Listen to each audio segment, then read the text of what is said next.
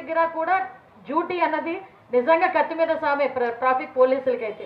కానీ పర్ఫెక్ట్ వేలో వీళ్ళందరూ కూడా వర్క్ చేయటం ఎప్పుడు కూడా అంటే ఆ ట్రాఫిక్ నియంత్రణలోని కానీ వీటన్నిటిలోని కూడా వీళ్ళకి నా ఉద్దేశం ఏంటంటే ముఖ్యంగా ప్రభుత్వ ఉద్దేశం కూడా డిపార్ట్మెంట్ వాళ్ళకి ఫెసిలిటీస్ ఇచ్చి వాళ్ళని పని చేయమంటే వాళ్ళు పని చేస్తారు. అంతేగాని ఫెసిలిటీస్ లేకుండా పని చేయమంటే మాత్రం వాళ్ళు కూడా పని చెయ్యలేరు. పని చెయ్యరు అనట్లే, పని చెయ్యలేరు అంటున్నా. పని చెయ్యరు అని చెప్పడానికి పని చెయ్యలేరు అని చెప్పడానికి చాలా డిఫరెన్స్ ఉంది. సో దాని గురించి మేము మ్యాక్సిమం ఎన్డీఏ గవర్నమెంట్ వచ్చిన తర్వాత పోలీస్ వెల్ఫేర్ గురించి కూడా పర్టికులర్గా మేము నిర్ణయం తీసుకున్నాం.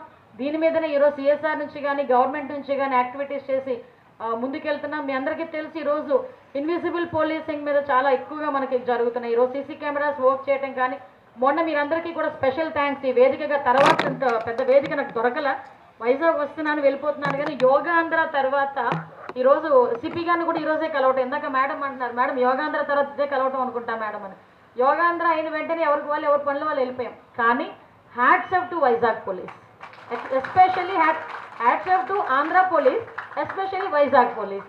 ఎందుకంటే ఎర్లీ మార్నింగ్ 2 o'clockకి లేచి 5 గంటలకల్లా వచ్చి మళ్ళా వాళ్ళందరినీ మెయిన్ ఎక్కడ భయపడ్డారంటే అందరూ భయపడింది వెళ్ళేటప్పుడు ట్రాఫిక్ ఎంత జామ్ అవుతుంది, ఎంత ప్యాక్ అవుతుంది అని.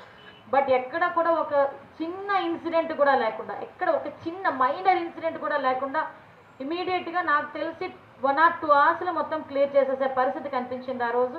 హ్యాట్స్ ఆఫ్ మీ అందరికీ. వర్క్ డెడికేషన్ ఎలా ఉంటుంది, మా డిపార్ట్మెంట్ వర్క్ డెడికేషన్ ఎలా ఉంటుంది. డెఫినెట్గా మనం రాబోయే కాలంలో కూడా మంచి మంచి కార్యక్రమాలు చేయాలి.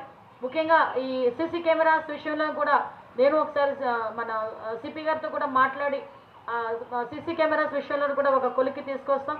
మొన్ననే మీకు దేశంలోనే